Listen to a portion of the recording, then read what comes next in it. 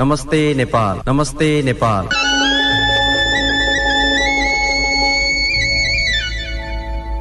नमस्कार हजुर श्रोता, बाहिर अलिअलि पानी परिरहेको छ। बिहानदेखि नै परिरहेको पानीले अलिकति चिसोको महसुस त हामीलाई बनाइ नै सकेको छ। उतातिर नेपालको कुरा गर्ने हो भने गर्मीको प्रचुर मात्राको महसुस गर्न थालिएको खबरहरू पनि आइरहेको छ। श्रोता, सोमबारको यो दौरानमा नमस्ते नेपाल मार्फत विविध विषय बारेमा चर्चा सामग्रीहरू अनि टिप्पणीहरू पनि हामी उठाउँदै आइरहेका छौँ। कहिलेकाहीँ समाचारहरू पनि दिने प्रयास गरिरहेका हुन्छौँ। अनि मिठा मिठा नेपाली गीत सङ्गीतहरूको साथमा आज पनि यहाँहरूको घर आँगन रेडियो सेट मार्फत सधैँ म विनोद यहाँहरूलाई भेटघाट गर्न आइ नै सकेको छु। कस्तो हुनुहुन्छ श्रोता? समय र परिस्थितिहरूले जाडो र गर्मीको यो फरक फरक स्थानबाट पनि हाम्रा चियो चर्चो गर्ने हाम्रा अभ्यासहरू यसरी नै जारी नै रहिरहेका छन् भन्ने लाग्छ। श्रोता, अहिले पछिल्लो पटक अब सरकारले सामाजिक भेटघाट, विवाद तथा मृत्युपछिको अन्तिम संस्कारमा उपस्थित हुनेहरूको संख्या आउँदो शुक्रबार दिउँसोबाट 100 जनामा पुर्याएको खबर छ। न्युजिल्यान्डभर अहिले कोरोनाबाट कुल संक्रमितहरूको संख्या जम्मा 27 रहेको छ, जसलाई एक्टिभ केस भनेर भनिन्छ। संक्रमण रोकथाममा उल्लेखनीय सफलता पाएसँगै आउँदो 8 जुनमा एकादिन बस्ने मन्त्री परिषदको बैठकले लेभल 2 बाट लेभल 1 मा जाने बारेमा निर्णय गर्ने जानकारी सार्वजनिक भइसकेको छ। त्यस्तै सरकारले मार्च 1 पछि कोभिड-19 का कारण रोजगार गुमाएकाहरूका लागि अर्को नयाँ आर्थिक सहयोगको प्याकेज पनि सार्वजनिक गरेको छ। विद्यार्थीहरूलाई समेत फाइदा पुग्ने यो कार्यक्रम अन्तर्गत फुल टाइम काम गुमाएकाहरूले 490 र पार्ट टाइम काम गुमाएकाहरूले 250 न्युजिल्यान्ड डलर प्रति हप्ताको दरले 12 हप्तासम्मको भुक्तानी पाउनेछन्, जसमा ट्याक्स चाहिँ फ्री नै हुनेछ। त्यस्तै दम्पति वा जोडी मध्येको एकले काम गुमाएको र अर्को एकको आम्दानी 2000 भन्दा कम भएमा पनि उनीहरू पनि यसबाट लाभान्वित हुन सक्ने यो अहिले पछिल्लो पटकको आर्थिक प्याकेजको घोषणासँगै रोजगार गुमाउनेहरूको लागि पनि अलिकति राहतको खबर आएको छ।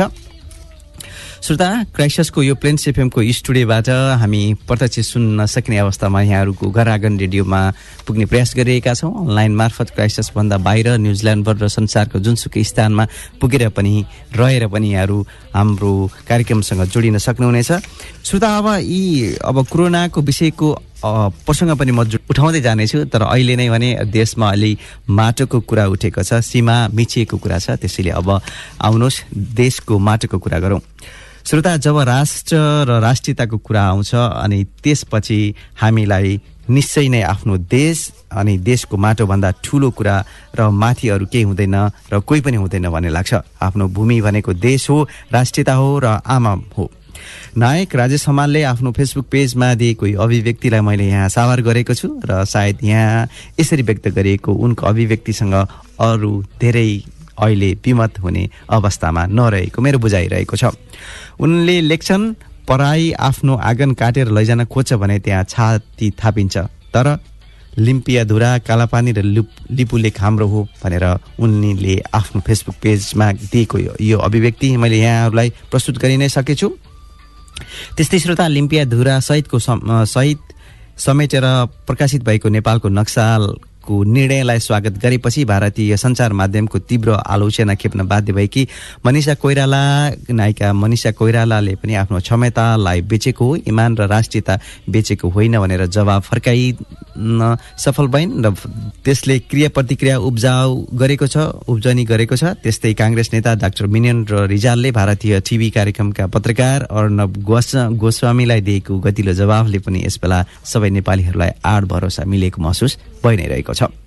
श्रोता, वास्तवमा भन्यो भने सरकारले लिम्पियाधुरा नेपालकै हो भन्ने आधारहरू पनि विभिन्न प्रमाणहरू जुटाएको खबर पनि बाहिरी नै सकेको छ। नेपालको नक्साबाट 2032 सालमा एकाएक हराए पनि सन् 1819 देखि 1894 सम्म भारतबाट नै जारी गरिएको नक्साले काली नदीको मुहान लिम्पियाधुराको शिरमा स्पष्टसँग किटान गरिएको देखाएको छ। भारतले लिम्पियाधुराको 335 वर्ग किलोमिटर र कालापानी क्षेत्रको 60 वर्ग किलोमिटर नेपाली भूमि हडेपछि कालापानी वारीको सानो खोल्सोबाट निस्किएको पानी जम्मा गरेर त्यसैलाई काली नदीको मुहान भनिरहेको बेलामा भारतका पुराना नक्साहरूमा पनि लिम्पियाधुरा नै काली नदी वा भनौँ महाकाली नदीको मुहान भएको देखिएको हो। श्रोता सन् 1995मा तत्कालीन नेपाल सरकारलाई लिम्पियाधुरा क्षेत्रमा नागरिकहरूले बाली बुझाएको प्रमाण पनि गरेको छ। यो विक्रम सम्वत 1995 को कुरा हो श्रोता, यसलाई मैले सच्याएँ। त्यसमा लिम्पियाधुरा क्षेत्रमा गुन्जी, नाभी र कुटी गाउँका बासिन्दाहरूको नामावली स्पष्ट देखिने गरी प्रमाण सरकारसँग छ। त्यतिखेर त्यस क्षेत्रमा केही नागरिकहरूले अन्न र केहीले पैसा नेपाल सरकारलाई बुझाएको रसिद पनि लिम्पियाधुरा नेपालकै हो भन्ने आधारको रूपबाट स्पष्ट पार्न सकिन्छ। विक्रम सम्वत 2015 सालको आम निर्वाचनमा को मतदाता नामावली र सन् 2018 को जनगणनाको तथ्याङ्क पनि सरकारसँग छ र त्यस्तै ब्रिटिस म्युजियमको लाइब्रेरी र अमेरिकाको लाइब्रेरी अफ कङ्ग्रेसमा रहेको ऐतिहासिक नक्साहरूले पनि महाकालीको शिर लिम्पियाधुरा नै हो भनेर बुझाएको तथ्यहरू प्रमाणहरू दिइ नै सकेको छ। यसरी नै आजको कार्यक्रममा आफ्नो देशको माटो र सिमानाको कुरा यहाँ उठाइसकेपछि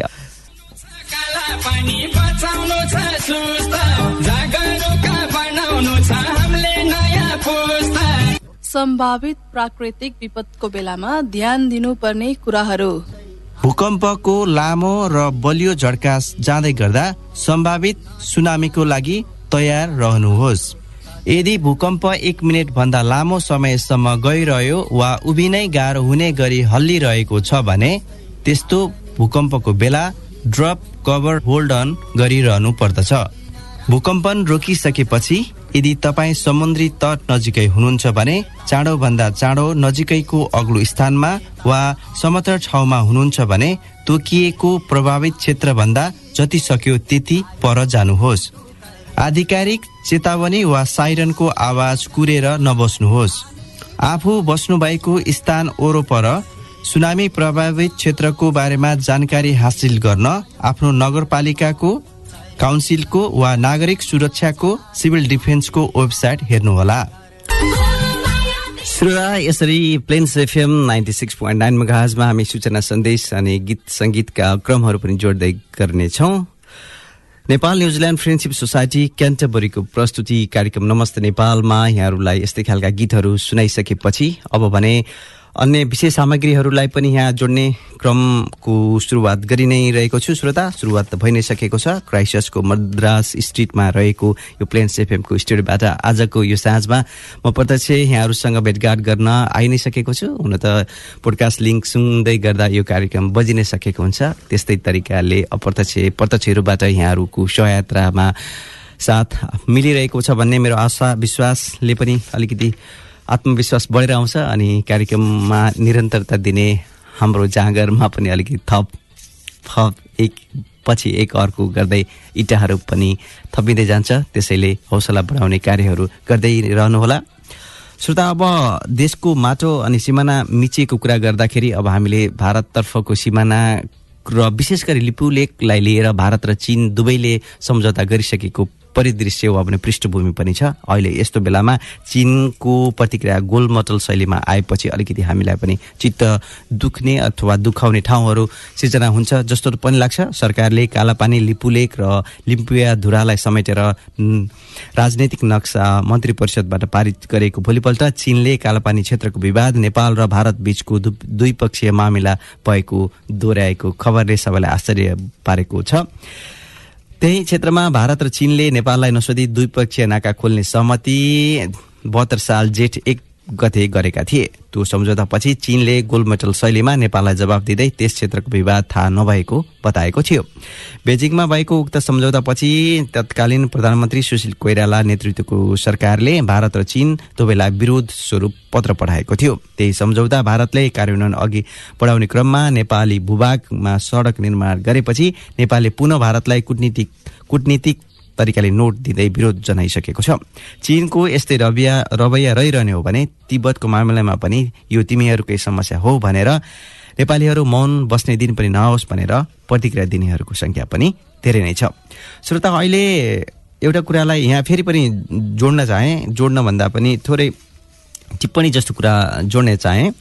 नक्सा अहिले नयाँ नक्सा सार्वजनिक गरिएको भनेर भनिएको छ, तर यो पुनः प्रकाशन गरिएको नक्सा हो, नयाँ नक्सा होइन, जहाँ भारतीय कब्जामा परेका हाम्रो वास्तविक सिमाना लिम्पियाधुरादेखि नक्कली सिमाना लिपुलेकसम्म 372 किलोमिटर भूमि, जसमा भूमि बस्तीहरू छन्, कुटी, नाभी र गुन्जी समावेश गरिएका छन्। सो भूमिमा नेपालले 203 वर्ष अघिदेखि नै आफ्नो अधिकार स्थापित गरेको दस्तावेजहरू पनि सुरक्षित नै छन्। फेरि नेपालकै 2032 सालभन्दा अगाडिको नक्साहरूमा पनि अहिले सार्वजनिक गरेको नक्सा नै प्रचलनमा रहेको थियो। त्यसपछिका दिनहरूमा, त्यसपछिका वर्षहरूमा एकाएक त्यो ठाउँलाई गुमराहमा राखेर ती ठाउँहरूलाई समावेश नगरिकन आएका नक्साहरूलाई प्रचलनमा ल्याइएको हो। त्यसैले श्रोता, हामीसँग यसरी सम्पूर्ण दस्तावेजहरू हुँदाहुँदै प्रमाणका रूपबाट कमजोर रहेको भारतसँग अब हामी वाक युद्धको प्रतिस्पर्धामा रमाएर होइन कि नेपाली भूमि फिर्ता ल्याउनका लागि गम्भीर कूटनीतिक पहलको पनि आवश्यकता देखिएको छ। अहिले अब लिपुलेक, लिम्पियाधुरा, कालापानीको कुरा मात्रै होइन, सुस्ता कुम पनि यहाँ कुरा आउनुपर्छ र नेपाल र भारत बीच रहेका सम्पूर्ण सीमा मिचिएका सबै क्षेत्रका समस्याहरूलाई एकै रूपबाट अहिलेको समाधान गर्नका लागि भारतसँग अब हामीले कूटनीतिक रूपबाट पहल गर्न आवश्यक रहेको छ। श्रोता, अब यो माटोको कुरा, देशको कुराहरू गरिसकेपछि अब अलिकति फरक खालको प्रसङ्ग यहाँ उठाउन चाहे। अब कोरोना संक्रमणको विषयको कुरा पनि यहाँहरूले थाहा पाइ नै सक्नु भएको छ। अब नेपालमा पनि 675 जना कार्यक्रम प्रसारण हुँदै गर्दा 12:35 अपडेट गरिएको यो सामग्री हो। 6 बजेर यो अहिले त हामी 8 बजिसकेको अवस्था छ। न्युजिल्यान्डमा 675 जना संक्रमित भएको खबर नेपालमा छ भने जसबाट 105 निको भएर फर्किसकेका छन् र त्यसमा 3 जना नेपालीहरूको दुःखद मृत्यु भएको खबर छ। त्यस्तै अब कोरोनाको कुरा गर्दै गर्दा न्युजिल्यान्डको कुरो पनि मैले यहाँ कार्यक्रमको सुरुवातमा जोडि नै सकेको छु। अब भने कोरोना विरुद्धको खोप परीक्षण सफल भएको यो खबर छ। हुन त अब बजारमा आउन, सर्वसाधारणको पहुँचमा पुग्नका लागि धेरै नै समय हामीले प्रतीक्षा गर्नुपर्ने हुन्छ। यद्यपि अमेरिकामा मान्छेमा गरिएको पहिलो चरणको कोरोना भाइरस विरुद्धको खोपको परीक्षण सफल भएको खबर छ।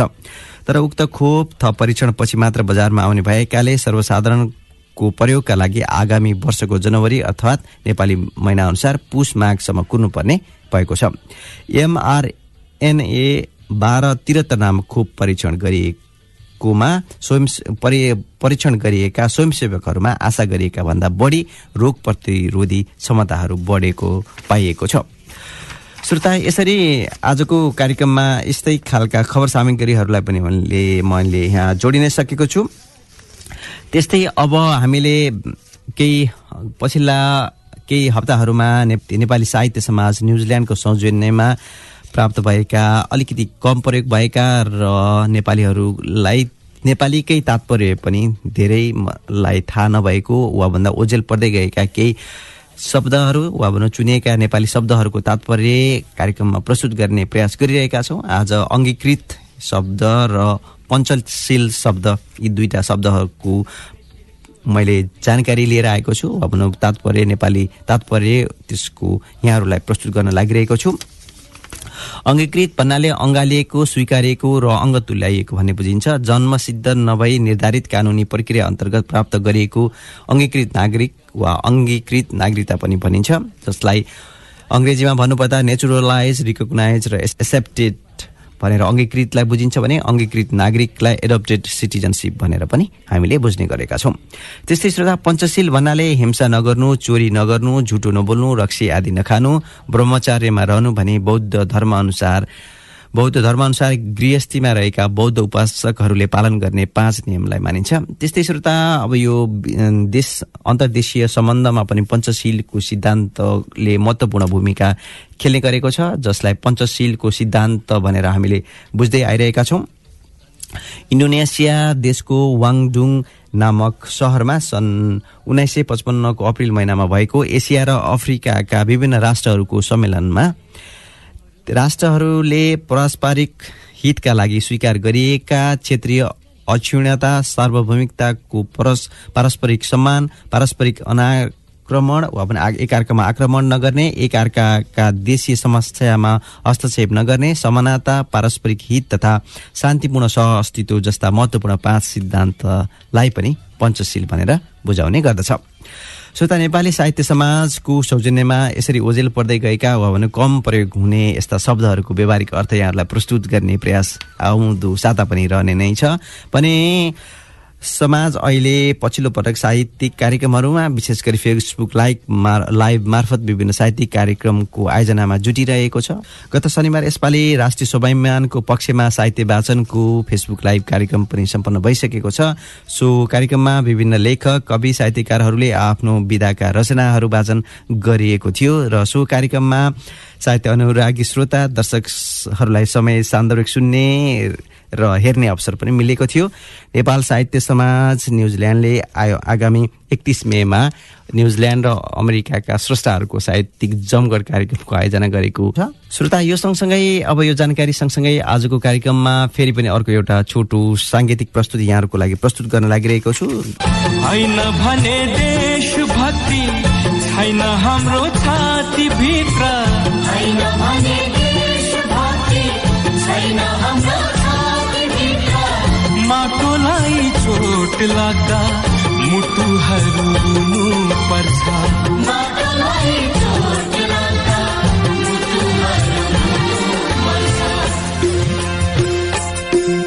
हजुर श्रोता, यो गीतलाई पृष्ठभूमिमा बजाउँदै म आजको कार्यक्रमको अन्तिम चरणमा आउँदै गर्दाखेरि सकेसम्म आजको लागि भनेर ल्याएका खबर सामग्रीहरू यहाँहरूसँग प्रस्तुत गर्ने जमर्को गरिरहेको छु। श्रोता, अहिले स्वदेशी कृषि उत्पादन बढाउनका लागि राष्ट्रिय बजारको अवधारणा ल्याउन लागेको छ। एउटा प्रदेशबाट अर्को प्रदेश र एउटा स्थानीय तहबाट अर्को स्थानीय तहसम्म किसानहरूका उत्पादन पुर्याउने उद्देश्यका साथ किसानहरूको राष्ट्रिय बजार निर्माण गर्ने कार्यक्रम सञ्चालनमा ल्याउन लागेको छ।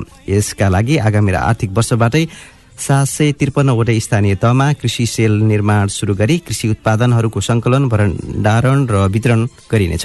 कृषि वा भनौँ कृषिमा आबद्ध रहेका र आश्रित रहेका किसानहरूलाई न्यूनतम नाफा सुनिश्चित गर्ने गरी स्थानीय किसानले उत्पादन गरेका सामग्रीहरूलाई बजारसम्म पुर्याउने र ती बजारमा अन्य मुलुकबाट उपभोग्य सामग्री आयात गरेका कुराहरूलाई बिस्तारै अन्त्य गर्दै लैजाने विश्वास सो कार्यक्रमको आयोजनाबाट र सञ्चालनबाट लिएको छ। त्यस्तै श्रोता, सर्वोच्च अदालतको पहिलो महिला न्यायाधीश सुशीला सिंह सिलुको मस्तिष्कघातका कारण गत शुक्रबार 81 वर्षको उमेरमा निधन भएको छ। उनी महिलातर्फ पहिलो न्यायाधीश, पहिलो वरिष्ठ अधिवक्ता र पहिलो सर्वोच्च बारको संस्थापक उपाध्यक्ष समेत थिइन्। त्यस्तै श्रोता, अहिले विश्वव्यापी रूपमा फैलिएको कोरोना संक्रमणका कारण गत शनिबारसम्म विदेशमा रहेका 115 नेपालीहरूको दुःखद तरिकाले मृत्यु भइसकेको छ। तिनमा 19 जना महिला छन् भने विदेशमा रहेका संक्रमित नेपालीहरूको संख्या 12,236 रहेको छ। दुःखका साथ भन्नुपर्छ, यो संख्या आउँदा दिनमा अलिकति अझै बढेर जाने देखिन्छ। श्रोता, अब भने कार्यक्रमको लाइभ बिटाइमा नजिक आउँदै गर्दाखेरि यो हप्ताभरिका विशेष चाड पर्वहरूमध्ये आज इस्लाम धर्मावलम्बीहरूको एउटा महान चाड ईद उल फितर वा भनौँ पवित्र रमजान महिनाको अन्तिम दिन पर्दछ र इस्लामिक रीतिअनुसार रमजानको अन्तिम दिन साँझमा सबैजनाले चन्द्रमा हेर्ने गर्दछन् र अर्धचन्द्रकार चन्द्रमा आकाशमा देखिन्छ। तब मात्र रमजान महिनाको कठिन व्रतको समापन र ईद उल फित्रको पर्वको प्रारम्भ हुनेछ। उत्साह, जित र समानताको चाड हो, जहाँ परिवार समुदायका हरेक व्यक्तिहरू मिलेर मुहारमा मुस्कान र सदाचारका शुभेच्छाहरू भरिएका हुन्छन्। यी सदाचारहरूलाई एक अर्काको अङ्गालोमा मार्दै आदान प्रदान गर्नका लागि अलिकति अप्ठ्यारो भएको अवस्था छ। यद्यपि ईद उल फित्र मनाउँदै गर्नुभएका सम्पूर्ण मुस्लिम नेपाली दाजुभाइ तथा दिदीबहिनीहरूलाई धेरै धेरै शुभकामना। त्यस्तै श्रोता, जेठ 15 गते आउँदो बिहिबार 28 मेका दिन गणतन्त्र दिवस परेको छ। जनआन्दोलन 2062-63 को जगमा गणतन्त्रको घोषणा भएको ऐतिहासिक दिनको स्मरण गर्दै हरेक वर्षको जेठ 15 गतेका दिन देशका विभिन्न ठाउँमा विभिन्न कार्यक्रमको आयोजना गरी गणतन्त्र दिवस मनाइन्छ। त्यस्तै श्रोता, अब भने जाँदा जाँदै अलिकति अनौठो लाग्ने खबर छ। यो अनौठो लाग्ने खबर हुँदै गर्दाखेरि जेठ 15 गतेको गणतन्त्र दिवसको सबै नेपालीहरूलाई हार्दिक शुभकामना व्यक्त गर्न चाहन्छु। बुद्ध नेपाली टोपी सगरमाथाको उच्च रहून् अनि विधिको शासन कायम रहोस्, देशले राजनीतिक सामाजिक आर्थिक स्थिरता प्राप्त गर्न सकोस् भन्ने शुभकामना हो। अनौठो मान्नुहोला भन्ने खबर अब यहाँ जोडे। काठमाडौँमा मात्रै वार्षिक रूपबाट 26 लाख रुपियाँ बराबरको कछुवा बिक्री सम्बन्धी कारोबार हुने गरेको तथ्य पनि सार्वजनिक भएको छ। जलवायु परिवर्तनसँगै प्लास्टिक जन्य फोहोरहरूले कछुवा प्रजातिको वासस्थान र अस्तित्व सङ्कट पर्दै गए पनि नेपालमा 16 प्रजाति र तिनका 17 उपप्रजातिका कछुवाहरू पाइने गरेका छन्। नेपालमा ठूला प्रजातिका जीवहरूको अनुसन्धानमा प्राथमिकता दिँदा साना प्रजातिका अनुसन्धानहरू ओझेलमा परिरहेको अनुसन्धानकर्ताहरूको भनाइरहेको छ। श्रोता, यो कछुवासँग सम्बन्धित जानकारी सँगसँगै आजको कार्यक्रमलाई यहीँ आएर बिट मार्ने अनुमति चाहन्छु। आउँदो साता सोमबार र बिहिबार बेलुका 8 बजेसम्मका लागि आजको कार्यक्रमबाट म विनोदलाई आज्ञा दिनुहोस्। आउँदो सातासम्मका लागि नमस्कार, शुभरात्रि।